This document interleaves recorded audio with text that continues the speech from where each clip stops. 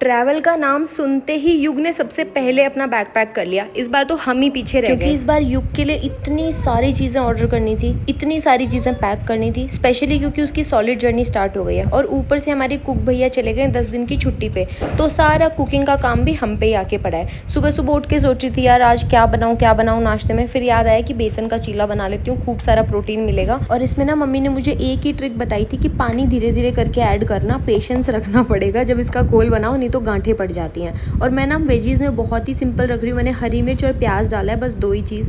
तवे को अच्छे से गर्म कर लिया, उस पर घर से लाया हुआ देसी घी डाला और उसके ऊपर फैला दिया अपना बेसन का चीला। एकदम पतला पतला फैलाना है, नहीं तो ये पकता नहीं है। मुझे एक्स्ट्रा प्रोटीन चाहिए था, इसलिए मैंने ऊपर से ग्रेटेड पनीर भी डाला है। आपको नहीं चाहिए तो आप स्किप कर सकते हो। और देखो कितना अच्छे से कुक हुआ है एक साइड से, फिर इसको फ्लिप कर दो। पनीर वाली साइड से मैंने एकदम ज़रा सा ही कुक किया था, थोड़ा सा ना ऊपर से भी क्रिस्पी हो जाएगा।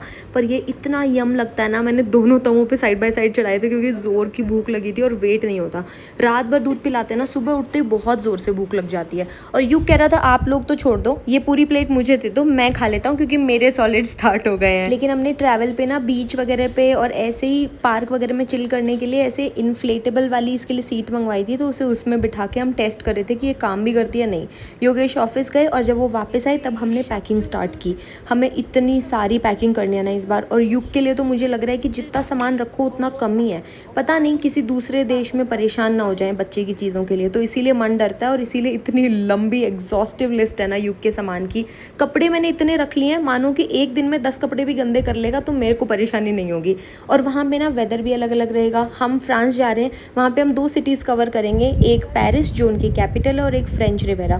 फ्रेंच रिवेरा में हम 2-3 जगह जाएंगे और वहाँ पे वेदर डिफरेंट है, पेरिस में वेदर डिफरेंट है। तो ऐसे मान लो कि हमें विंटर्स की पैकिंग भी करनी है, समर्स की पैकिंग भी करनी है, तो हमारा पैकिंग मटेरियल भी डबल हो गया है। लेकिन जैसे ही युग का बैग हमने बाहर निकाला ना, वो इतना एक्साइट हो गया और उस पर बैठ गया। फिर मैंने भी सोचा कि पैकिंग तो होती रहेगी, युग के साथ थोड़ी मस्ती करते हैं, तो बैग पे उसे बिठा के ऐसे घुमा रही थी। इसीलिए 1 सप्ताह से हमारी पैकिंग कंप्लीट नहीं, क्या पता आज ही कंप्लीट हो जाए। कल मिलती हूँ, तब तक के लिए टेक केयर, बाय बाय।